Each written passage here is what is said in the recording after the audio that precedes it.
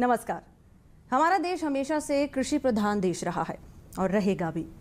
मई 2014 में मोदी सरकार होंद में आई और मोदी सरकार ने सपना देखा इसी कृषि को साथ लेकर आगे बढ़ने का, आधुनिक भारत बनाने का, और उनके साथ जुड़े उनके तमाम मंत्रालय, उनकी तमाम कैबिनेट। आज हम एक ऐसे ही मंत्रालय की बात करेंगे। हमारे साथ मौजूद हैं केंद्रीय खाद्य प्रसंस्करण और उद्योग मंत्री हरसिमरत कौर बादल। आइए उनसे बात करते हैं। हरसिमरत कौर बादल जी, बहुत बहुत स्वागत है आपका। शुक्रिया हमसे बातचीत करने के लिए। देश में इस वक्त कई राज्यों में सूखे के हालात हैं, खाने पीने की चीज़ों के दाम काफ़ी बढ़े हुए हैं, लोग काफ़ी परेशान हैं।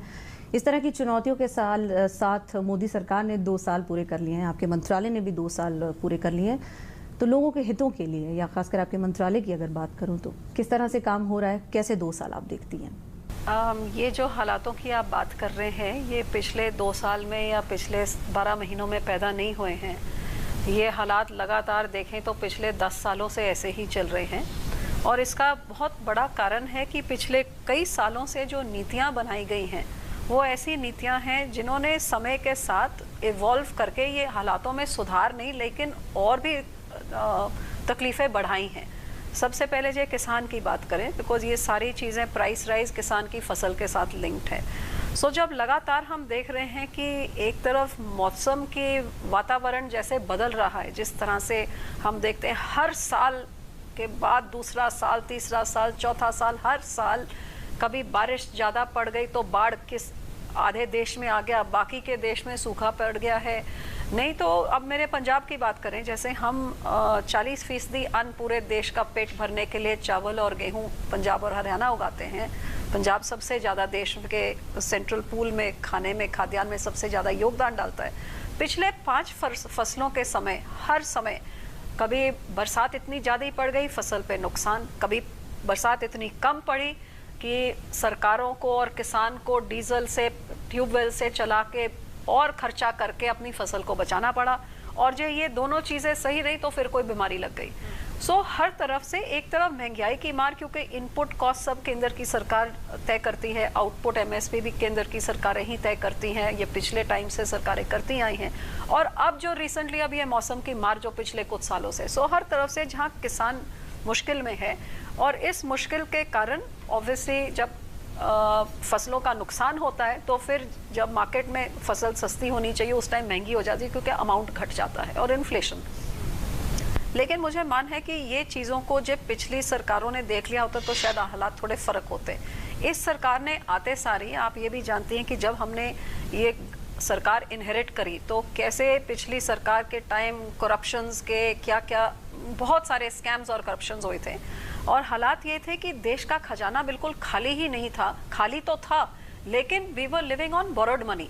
तो उन हालातों को पहले, क्योंकि सुधार करने के लिए हर एक चीज़ के लिए पैसों की ज़रूरत होती है, तो पहले सरकार का पहला साल पूरा कि सुधार करने के लिए वो जो पुराने बोरोइंग्स हैं, ट्रेजरी के ऊपर जो बोझ पड़ा हुआ है, पैसे बोरो करके खर्चा करके दूसरी सरकार चली गई, पहले तो उसको ठीक किया। अब आई वुड से कि ये जो अभी बजट इस साल आया है, this is the first budget of the government in a way जे कहा जाए, क्योंकि अब पैसे हैं काम करने के लिए। और इस सारे बजट का जोर बिल्कुल रूरल इंडिया और किसान के ऊपर ही फोकस इसलिए किया गया कि जब तक ये देश का किसान अपलिफ्ट नहीं होगा तब तक देश अपलिफ्ट नहीं हो सकता, क्योंकि इसके हाथ में जब पैसे आएंगे और अपने क्रॉप को प्रोटेक्ट किया जाएगा, अपनी प्रोडक्टिविटी बढ़ाई जाएगी, तभी ये इन्फ्लेशन वगैरह दूसरी चीज़ों से कंज्यूमर भी बचेगा। तो आपने देखा कि केंद्र की सरकार का पूरा बजट जहां रूरल ओरिएंटेड था, वहां पे किसान जो अब इस पैसों के बोझ से, कर्जे से खुदकुशी कर रहा है। सबसे पहले ऐसा फसल बीमा योजना जो ऐतिहासिक आज़ादी के बाद किसी सरकार ने सोचा तक नहीं कि कोई कैप ही नहीं रहेगा। पहले सारे योजना का जो फसल की बीमा होती थी, एक कैप होता था, इससे ज़्यादा आप करा ही नहीं सकते, और प्रीमियम इतना हाई होता था कि कोई किसान अफोर्ड नहीं कर सकता।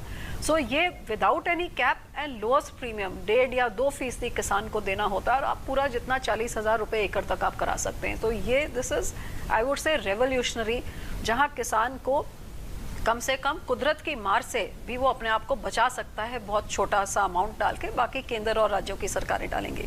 सो जहां किसान को इस तरह से सेफगार्ड किया गया कि वो उसको अब खुदकुशी की तरफ आगे आइंदा में नहीं जाना पड़े, दूसरी तरफ पूरा फोकस रहा गया कि जैसे इरिगेशन, हर खेत को पानी, पर ड्रॉप मोर क्रॉप यील्ड बढ़ाया जाए, वैल्यू एडिशन की तरफ देखते हुए जहां हमारे मंत्रालय का भी बजट बढ़ाया गया, लेकिन जिससे किसान जो नॉर्मल किसानी से ऑर्गेनिक की तरफ जाए उसके लिए भी एक बजट रखा गया, क्योंकि ऑर्गेनिक की चीज़ें और ज़्यादा महंगी बिकती हैं।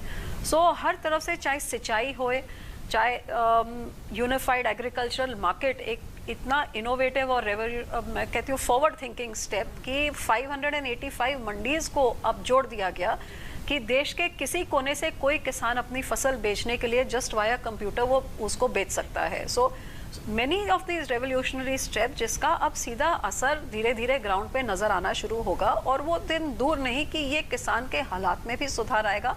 और जैसे ये सुधरेंगे, ऑब्वियसली अवेलेबिलिटी जब बढ़ेगी तो कंज्यूमर को फायदा होगा, क्योंकि prices will remain in control. And इसके साथ सीधा लिंक्ड मैं कह सकती हूँ, जो फार्मर की इनकम को डबल करने का हमारा एक निशाना हमने अगले 5 सालों में रखा है, इसमें फूड प्रोसेसिंग एक बहुत ही पिविटल और क्रूशल रोल प्ले करेगा। क्योंकि आज हर किसान की हम हर साल देख रहे हैं कि जैसे आबादी बढ़ रही है, इस बढ़ती हुई आबादी के कारण ज़मीनें घट रही हैं, क्योंकि घर बनाने हैं, सड़कें बनाने हैं, हॉस्पिटल, स्कूल बनाने, तो ज़मीन घट रही है।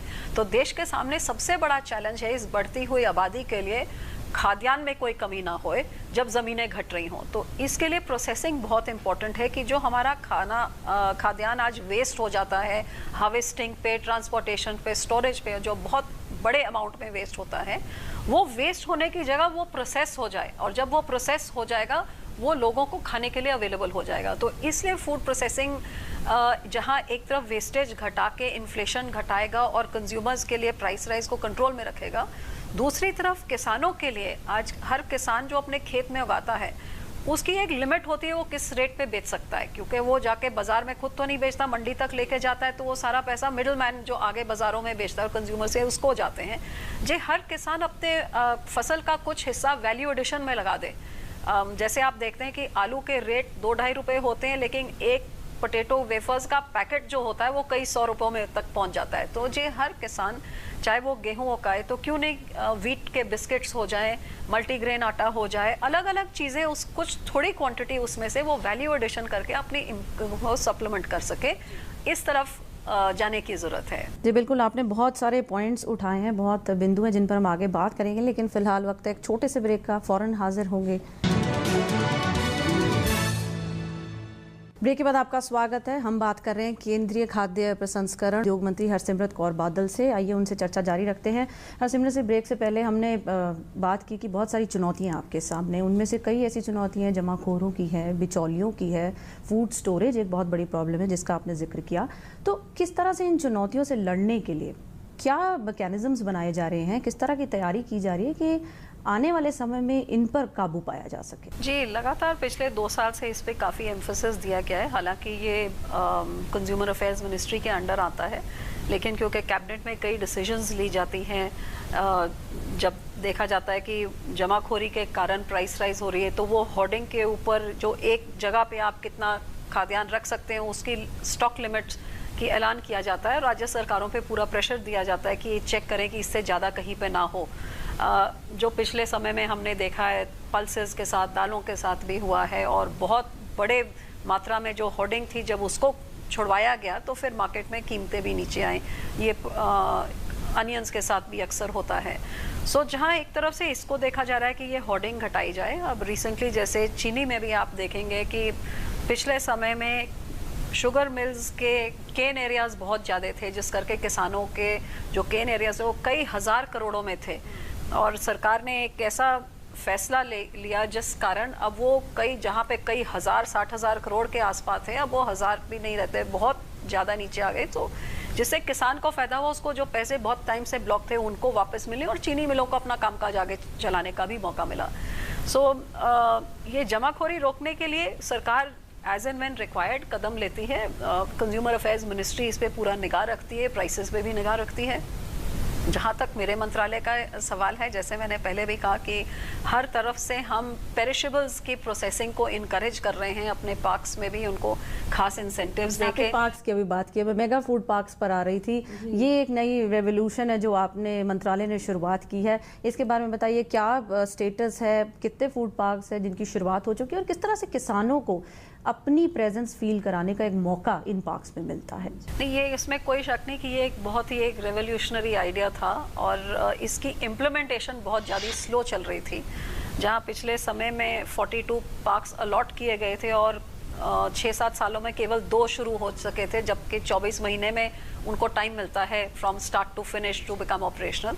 लेकिन जब से हमारी सरकार आई है तो हमने तकरीबन 6 ऑपरेशनल कर दिए हैं और इस साल में 2-3 और हो जाएंगे। सो मेन थिंग बीइंग कि ये जब ये ऑपरेशनलाइज हो जाएंगे, एक तरफ ये ऐसा उद्योग है जिसमें किसान, इस उद्योग का रॉ मटेरियल किसान की फसल है। सो किसान की फसल की डिमांड बढ़ेगी जितने ये फूड पार्क्स ज़्यादा बनेंगे, और दूसरी तरफ जैसे मैंने कहा ये प्रोसेसिंग के साथ वेस्टेज घटेगी। सो हर तरफ से हमने देखा कि जो ये 8 पार्क्स जो ऑपरेशनलाइज हुए हैं, जिसमें से एक पतंजलि जो सबसे पहला पार्क था जो किया गया था, और उसमें कोई शक नहीं कि कितने फार्मर्स की लाइफ्स को इम्पैक्ट किया है, उनकी रिम्यूनरेशन बढ़ी है, कई हज़ारों नौजवानों को रोज़गार मिला है इन पार्क्स में, एंड ख़ास तौर पे महिलाओं को हर पार्क में आप देखेंगे, क्योंकि सॉर्टिंग, ग्रेडिंग, वॉशिंग, क्लीनिंग ये सारी महिलाओं से किया जाता है। सो किसानों पे भी पॉजिटिव इम्पैक्ट रहा है, महिलाओं पे भी पॉजिटिव इम्पैक्ट रहा, और जनरल यूथ में, जॉब क्रिएशन में, एंड ऑफकोर्स रेवेन्यू जनरेशन में।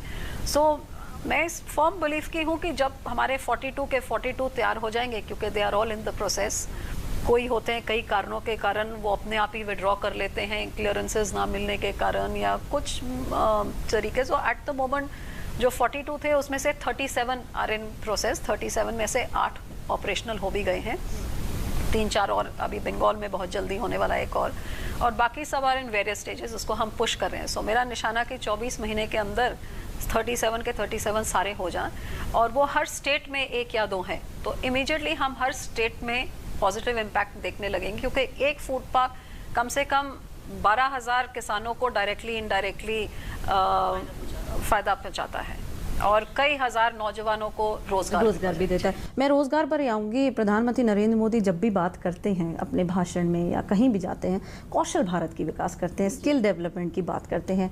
कैसे आपका मंत्रालय इस नारे को लेकर आगे बढ़ता है, इसको रिफ्लेक्ट करता है? अगर खासकर युवाओं की बात की जाए, अनएम्प्लॉयमेंट एक बहुत बड़ी समस्या है, तो इस तरह की समस्याओं से निजात पाने के लिए किस तरह से इनिशिएटिव्स लिए जा रहे हैं? सो आई वुड से कि जैसे प्रधानमंत्री जी ने काफ़ी सारी ऐसी इनिशिएटिव्स ली जो जिसके बारे में बातें बहुत करते थे, लेकिन किसी ने कुछ खास ठोस करके नहीं दिखाया। जैसे मैं कह सकती हूँ, एक ये जो फूड प्रोसेसिंग का मंत्रालय है उसको एग्रीकल्चर से सेपरेट किया गया, क्योंकि एग्रीकल्चर खुद इतना वास्ट था कि इस मंत्रालय पर ध्यान नहीं देने को टाइम नहीं मिलता था। अब क्योंकि अलग मंत्रालय बन गया है तो ये सारा फूड प्रोसेसिंग के पार्क्स हों, कोल्ड चेन्स हों, ये सब अब पुश हो रहे हैं। इसी तरह स्किल ट्रेनिंग, एक आज जो सबसे यंग नेशन दुनिया में गिना जाता है, जिसकी आबादी 50% से ज़्यादा 25 साल की उम्र और उससे कम की है, और 25 साल की उम्र के नौजवान का सबसे बड़ा बोझ जो उसकी नौकरी, रोज़गार, अपने परिवार को खिलाना पिलाना। तो ऐसे हालातों में ये यंग जो जनरेशन है, जे ये स्किल्ड हो, ये देश का कितना बड़ा एसेट बन सकती है, और यही जनरेशन जो अनस्किल्ड हो तो कितनी बड़ी लाइबिलिटी बन सकती है। और इसको पहचानते हुए मोदी जी ने स्किल डेवलपमेंट का एक अलग मंत्रालय खोल दिया, और हर एक डिपार्टमेंट को, जितने भी मंत्रालय थे, सब में special focus to skill development देने के लिए उनको जोर दिया गया। जैसे मैं अपने मंत्रालय की जब बात करूं तो हमने फूड प्रोसेसिंग में जितने सेक्टर्स होते हैं, पोल्ट्री का होए, डेयरी का होए, फिश का होए, पेरिशेबल्स का, फ्रूट्स का, वेज, हर सेक्टर में इंडस्ट्री से पूछा कि आपको लोगों को हायर करने के लिए आपको क्या क्या स्किल्स चाहिए होते हैं। जब उनसे स्किल्स लेके फिर हमारी जो संस्था है, एजुकेशनल संस्था निफ्टम, उनसे वो स्किल्स इम्पार्ट करने के लिए कोर्स करिकुलम बनाया गया, और अब तकरीबन मेरा ख्याल हर स्टेट में 22-23 स्टेटों में बच्चों को उनकी स्किल ट्रेनिंग दी जा रही है। उनको रेडी बनाया जा रहा है कि वो किसी भी फूड प्रोसेसिंग यूनिट में जाके या तो नौकरी ले लें या फिर वो अपने पैरों पे खड़े होकर अपना कामकाज आगे बढ़ा सकें। सो ये हर सेक्टर में, कई सेक्टर्स में अभी अंडर इम्प्लीमेंटेशन है। जैसे बेकरी में कई हज़ार नौजवानों को हम दे भी चुके हैं ट्रेनिंग, और उन्होंने अपना काम भी शुरू कर लिया है। सो मुद्रा बैंक के साथ जोड़ के जो प्रधानमंत्री जी ने मुद्रा बैंक की स्कीम भी चलाई है, जहां बहुत सस्ते रेट पे नौजवान लोन लेके अपने पैरों पे खड़े हो सकते हैं। सो मेरे अपने क्षेत्र में जब मैं ले लूँ, कई सारे नौजवानों ने उससे लोन लेके अब अपना कामकाज आगे बढ़ाया। कुछ लेडीज़ ने एनिमल्स खरीद लिए हैं मिल्क के लिए, और कोई नौजवानों ने कुछ अपना दुकानदारी चलाने के लिए। चूंकि आपने अपने क्षेत्र की यहाँ पे बात की है, पंजाब एक ऐसा राज्य है पूरे देश पे जिसने ये ऐलान किया है कि फूड इंडस्ट्री में या इस प्रोसेसिंग में जो भी कोई काम करना चाहता है वो आए, आगे बढ़े और उसे सारे टैक्स माफ़ किए जाएंगे। तो जब इस तरह के जो इनिशिएटिव्स लिए जाते हैं, इस तरह का जो बूस्ट मिलता है, क्या लगता है अगर पूरे देश में बाकी सरकारें भी अगर इस तरफ गौर करें तो लगता है कि जो युवा है जो आज सोचता है कि देश में उसके लिए कुछ है नहीं और वो बाहर का रुख करता है, तो वो शायद उसमें ठहराव आएगा? आई थिंक हर स्टेट आज की डेट में, मैं कहूँगी कि जो उद्योगपति है वो एक किंग है, और सारी स्टेट्स उनके पीछे भाग रही हैं कि आइए हमारे स्टेट पे करिए। क्योंकि ये आप इन्वेस्टमेंट समिट्स देखें, हर एक स्टेट कर रही है और हर की कंपटीशन है कि ज़्यादा से ज़्यादा इंडस्ट्री मेरी स्टेट में आए, जिससे मेरी स्टेट का रेवेन्यू बढ़े, मेरे बच्चों को रोज़गार मिले। सो एवरीबडी इज़ गिविंग ऐसे टैक्स इंसेंटिव्स दे रहे हैं लोगों, बिजनेसमैन को अट्रैक्ट करने के लिए। And I think food processing में इसलिए क्योंकि एक तो मेरा रिश्ता होने के कारण मैं चाहती हूँ कि मेरा स्टेट एक मॉडल बने, क्योंकि ऑलरेडी फूड में एक पंजाब लीडर है, तो why not in food processing also.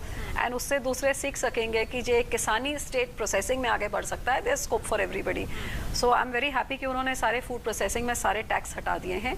ITC एक अपने देश का सबसे बड़ा यूनिट पंजाब में लगा रहा है 75,000 करोड़ का, तो बहुत बढ़िया होगा। 2-3 फूड पार्क्स भी वहाँ पे हो रहे हैं। मैं अपने निफ्टम की तरफ से मैं सारे पंजाब में ऐसे कैंप्स लगवा रही हूँ जहाँ पे लोगों को बताया जाए कि आप क्या उगाते हैं और उससे आप प्रोसेस करके क्या बना सकते हैं, और उसके बाद जो लोग इंटरेस्टेड हैं उनको फिर ट्रेनिंग दी जाती है कि ये मशीन है, ऐसे बनाएं, ऐसे आप बैंक से लोन लें, ऐसे कामकाज आप पैकेजिंग करें, ऐसे मार्केटिंग करें, और सरकार की तरफ से फिर ऐसा खोला जाए जहाँ वो अपनी मार्केटिंग करा सकें। सो सरकारें जहाँ हेल्प करती हैं तो you can make a lot of difference on the ground. That takes time but eventually the results will show. एक मुझे ब्रेक लेनी, लेकिन बहुत ब्रीफली, बहुत संक्षेप में, मोदी जी ये भी कहते हैं कि अगला ग्रीन रेवोल्यूशन या तो ईस्ट से आएगा या नॉर्थ ईस्ट से आएगा। आप इस पर क्या कहना चाहती हैं? उनके पास जैसे का स्कोप है, बिकॉज हमारी नॉर्थ ईस्टर्न स्टेट्स ऐसी हैं जो बिल्कुल ऑर्गेनिक नॉर्थ ईस्ट हो सकती है। Sikkim is already the first organic state so in the country. So ये जो स्कोप नॉर्थ ईस्ट के पास है, ये देश के और किसी हिस्से में नहीं है, क्योंकि वो नेचुरली ऑर्गेनिक है। तो उनका बारिश भी बहुत होती है, पानी की कमी, अब जहाँ सारे देश में अब पानी के लिए लड़ाई होती है स्टेटों के बीच में, तो ये नॉर्थ ईस्ट है जहाँ पे इतने रिवर्स हैं, ना पानी की कमी है, ना बरसात की कमी है, ऑर्गेनिक वो नेचुरली है। तो ये ऐसा अनटैप्ड पोटेंशियल वहाँ पे है कि जिस दिन टैप होके उसको सही सपोर्ट दे जाए, इट विल बूम। जी, तो ये एनर्जी आप में कहाँ से आती है, इस पर हम चर्चा करेंगे। एक छोटा सा ब्रेक ले लेते हैं, फौरन हाजिर होंगे। ब्रेक के बाद एक बार फिर से आपका स्वागत है। हमारे साथ मौजूद हैं केंद्रीय खाद्य प्रसंस्करण उद्योग मंत्री हरसिमरत कौर बादल। हरसिमरत जी, हम ब्रेक पर जाने से पहले बात कर रहे थे ऑर्गेनिक फार्मिंग की। जैसे खुद मोदी जी कहते हैं कि ऑर्गेनिक फार्मिंग को अगर ज़्यादा इसको बूस्ट किया जाए तो देश कहाँ से कहाँ पहुँच जाएगा। किस तरह से इस पर रिसर्च डेवलपमेंट हो रही है, कैसे लोगों में और ज़्यादा अवेयरनेस फैलाई जा रही है, कैसे आपका मंत्रालय इस दिशा में काम कर रहा है?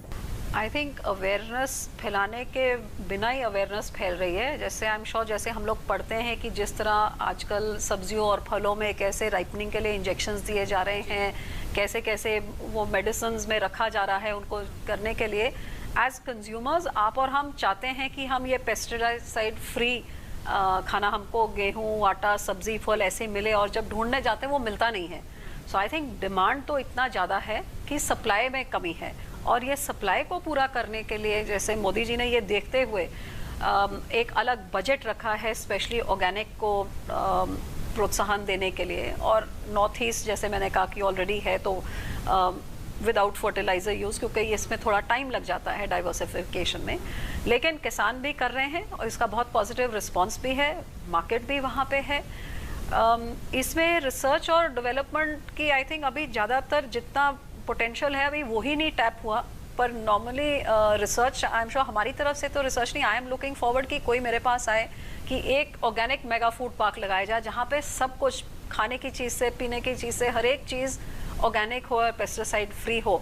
So I am still hopping, अभी ऐसा कोई मेरे पास आया नहीं है ऐसी चीज़ मांगने के लिए, बट आई एम थिंकिंग कि अगले फूड पार्क्स जब अलॉट होंगे उसमें मैं ज़रूर कहूँगी कि जो कोई ऑर्गेनिक मेगा फूड पार्क लगाएगा तो उनको प्रायोरिटी में दिया जाएगा, because I think that will be revolutionary कि एक नॉर्थ ईस्ट में एक ऐसा फूड पार्क लग जाए जो सिर्फ ऑर्गेनिक चीज़ें बनाए, एंड वो एक अपनी तरफ से एक बहुत पहल होगी। आपने बहुत महत्वपूर्ण बात से इस जवाब की शुरुआत की कि जिस तरह से नकली फ्रूट्स और ये सब इंजेक्शन चीज़ें चलती हैं, कैसे इन पर लगाम कसने के लिए काम किया जा रहा है, क्योंकि ये एक बहुत चिंताजनक विषय है जो आज बहुत लोग परेशान भी है, छोटे बच्चे वो चीज़ें खाते हैं, बुजुर्ग हैं, बीमार हैं, तो आप इस दिशा में कैसे काम कर रहे हैं? एक्चुअली ये फूड सेफ्टी और स्टैंडर्ड्स एक्ट जो होता है ये हेल्थ मिनिस्ट्री के अंडर आता है, पर क्योंकि हमारी इंडस्ट्री के साथ इनको क्लोजली लिंक्ड होता है तो लगातार मेरी बातचीत रहती है।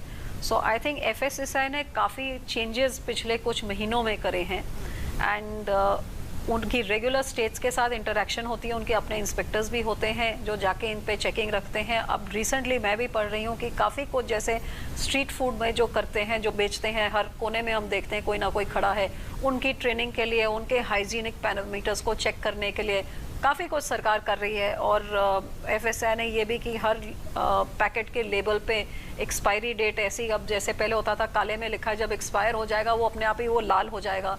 सो कई ऐसी इनोवेटिव स्टेप्स FSSAI ले रही है, क्योंकि ये काम बहुत बड़ा है। अब ये घरों में बन रही है चीज़ें, बड़े उद्योगों में बन रही है, छोटे किराने की दुकान में बिक रही है, स्ट्रीट साइड में बिक रही है।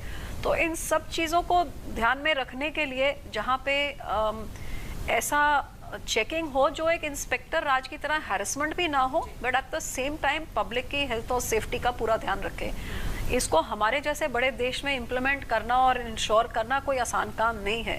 बट आई थिंक जिस तरह से FSSAI जिस कोशिशों के साथ वो ऐसे इनोवेटिव और मॉडर्न टेक्निक्स के साथ कोशिश कर रही है और अवेयरनेस क्रिएट कर रही है, तो ज़रूर सुधार होगा। पर at the end of the day जिन्होंने गलत काम करना है और ये इंजेक्शंस लगाने हैं और अलग अलग चीज़ें करनी है, तो पब्लिक की अवेयरनेस करने की ज़रूरत है कि what are the things to watch out for.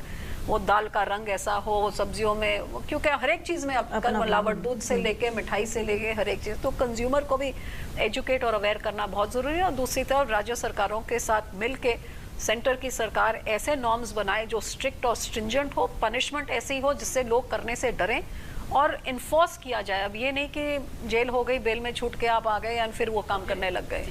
आप अकाली दल से आती हैं, अकाली दल का और NDA का बहुत पुराना अलायंस है। जब अलायंस केंद्र सरकार के साथ मिलकर काम करते हैं तो एक एनर्जी और एक बूस्ट और एक वो तालमेल और एक सपोर्ट की बहुत ज़रूरत होती है। आपको कैसा लगता है, किस तरह की सपोर्ट आपको मिलती है, या बाकी मंत्रियों को भी देखती हैं जो अलग अलग अलायंस से भी आते हैं, तो किस तरह का एक वो जो एक बूस्ट है, ये एक एनर्जी जो आती है, आप कैसे देखती हैं? Are you satisfied? आप क्या संतुष्ट हैं? नहीं, टोटली सेटिस्फाइड नहीं, more than satisfied, because I think जो एनर्जी हमारी प्रधानमंत्री एग्जूट करते हैं, that is a benchmark that everyone has to work very hard to उस लेवल पे पहुंचने के लिए। वो एक ऐसे इंसान हैं जो मुझे लगता है 24 घंटों में से 18 से ज़्यादा घंटे काम करते हैं। 2 साल में मैंने तो देखा नहीं कि किसी एक संडे को भी ऑफ लेके उन्होंने रेस्ट किया हो, छुट्टी तो दूर की बात। तो ये हालत है कि आपको भी छुट्टी नहीं लेनी। हाँ, तो ये मैं कहने लगी थी, अब जब बच्चे कहते हैं छुट्टी पे लेके जाओ, छुट्टी का नाम सुनते ही डर लगता है कि हमारे तो बॉस ऐसे हैं जो छुट्टी शब्द उनकी डिक्शनरी में नहीं है। So because he works so hard, उनका खुद का standard of his result oriented जितने हैं, वो इतना ज़्यादा रिजल्ट अब खुद से मांगते हैं कि अपनी कैबिनेट से भी वो भी डिमांड करते हैं। एंड रेगुलरली मॉनिटर होता है, which is what is very good. Officers भी मॉनिटर होते हैं, मंत्री भी मॉनिटर होते हैं, आपका इस मंत्रालय जो काम कर रहा है, मंथली रिपोर्ट्स भी दे जाते हैं कि आपने काम किया है। So I think that is a very positive way of doing it. And because you know कि आपको अब 1 साल खत्म हो गया, आपने दिखाना है कि पिछले साल से आपने इस साल क्या ज़्यादा किया है, अकेले पब्लिक को नहीं लेकिन अपने बॉस को भी आपने जवाब देना है। So everybody is got targets कि मैंने अपने साल में ये करना है, and you work towards those targets, and when you work towards a target तभी तो वो ग्राउंड में वो इम्पैक्ट करेगा। जी बिल्कुल, कैबिनेट तक पहुंचना ये भी एक बहुत बड़ी रेस है, जनता आपको चुन के यहाँ तक भेजती है। पंजाब इलेक्शन आने वाले हैं, किस तरह से आप इस फाइट को देखती हैं? इस बार आप भी मैदान पे है, कांग्रेस भी पूरी कमर कस के तैयार है, कैसे देखती हैं आप इस लड़ाई को? 9 साल आपकी सरकार ने वहाँ पर पूरे कर लिए हैं, तो अब आगे आने वाले चुनावों में किस तरह की तैयारी है और कैसे देखती हैं? देखिए, बहुत इंटरेस्टिंग लड़ाई होगी, क्योंकि नॉर्मली पंजाब में दो पार्टियों की लड़ाई रही है और एक रिवॉल्विंग डोर गवर्नमेंट गई है कि एक जाती है और दूसरी आती है। इतिहास था। इस इतिहास को पहली बारी हमने ब्रेक करके हिस्ट्री क्रिएट करी जब दोबारा अकाली दल बीजेपी की सरकार रिपीट हुई। आज एक तीसरा नई पार्टी मैदान पे आई है, जिसका नई पार्टियों का ये होता है कि जैसे मर्जी झूठे सच्चे वादे कर दो, there is nothing to compare with कि ये झूठ बोल रहे हैं सच बोल रहे हैं। So the sky is the limit, कुछ भी बोलते हैं। जैसे दिल्ली में बोलते थे, ये नई आम आदमी पार्टी दिल्ली में लोगों को क्या बोलती थी 2 साल पहले, हर एक नौजवान को नौकरी मिलेगी, कोई बेरोजगारी खत्म हो जाएगी, बिजली के बिल नहीं आएंगे, पानी के बिल नहीं आएंगे, हर मोहल्ले में स्कूल होगा, अस्पताल होगा। तो ऐसी रोजी पिक्चर पेंट करी कि इतनी बड़ी बहुमत से उनकी सरकार बनी। और आज की डेट में उनके खुद के पार्टी के लोग, कोई उस पर स्याही फेंक रहा है, कोई जूता मार रहा है, तो कोई स्कूटर वाला थप्पड़ मार रहा है मुख्यमंत्री को, मतलब डिसइल्यूजमेंट करके पार्टी में एंड काडर में। सो ये सेम चीज़ अब Akali Dal is very clear. हम पिछली बारी आए, हम डेवलपमेंट के प्लैंक पे, इसमें कोई शक नहीं कि जैसी welfare schemes Akali Dal farmer से लेके बुजुर्ग से लेके गरीब से लेके हर वर्ग को जैसी वेलफेयर स्कीम्स अकाली दल ने पंजाब के इतिहास में, क्या मैं आज कह सकती हूँ किसी स्टेट के, दिल्ली के इतिहास में आप ले लीजिए, पंजाब के इतिहास में और किसी स्टेट के इतिहास में, वो वेलफेयर स्कीम्स कोई और पार्टी मैच नहीं कर सकती। इसी तरह जो डेवलपमेंट के काम किए गए हैं 9 साल में, जो बिजली के 12-13 घंटों के कट लगते थे, खेतों में आती थी, अब बिजली सरप्लस कर दी है। सड़कों का ऐसा जाल, बड़े बड़े हाईवे जो पंजाब के एक कोने से दूसरे कोने में पहुंचने में इस साल के आखिर के बाद 2.5 घंटे से ज़्यादा समय नहीं लगेगा। जहाँ जहाँ पीने के पानी की कमी थी, आरओ सिस्टम लगा के रोको, नहरी पानी। सो हर क्षेत्र में मैं कह सकती हूँ, एजुकेशन में हम 14th पे थे, 14th पोजीशन पे ऑल इंडिया में जब सरकार संभाली। आज की डेट में हम पहली पोजीशन में गिने जाते हैं। 72,000 टीचरों की भर्ती, 1.5 लाख सरकारी नौकरियाँ। सो हर तरफ से हमने जिस दिन रात मेहनत करके, आप बादल साहब की मेहनत तो वो सुबह 4 बजे उठ के 6 बजे से काम पे लग जाए, रात के 12 बजे तक। सुखबीर जी अलग, पूरी पार्टी अलग। सो आई वुड से कि अकाली दल का जो काम करने का जितनी बादल साहब में जैसे क्षमता है, तो and like the leader pushes the rest of the people. So Akali Dal ने जितना काम करके दिखाया है, ये तो लोग भी मानेंगे और निकार नहीं सकते कि उसकी बराबरी आज से पहले कोई सरकार कर नहीं सकी। जी बिल्कुल। तो आपको छुट्टी कहीं मिल नहीं सकती है, आपके घर पे भी बहुत काम होता है, बादल साहब आपसे बहुत काम लेते हैं, मोदी सरकार है, आपको काम करना है। आपने 2 साल पूरे कर लिए हैं, आपको बहुत बहुत शुभकामनाएं और हमारे साथ बात करने के लिए भी बहुत बहुत शुक्रिया, बहुत बहुत शुभकामनाएं। Thank you so much.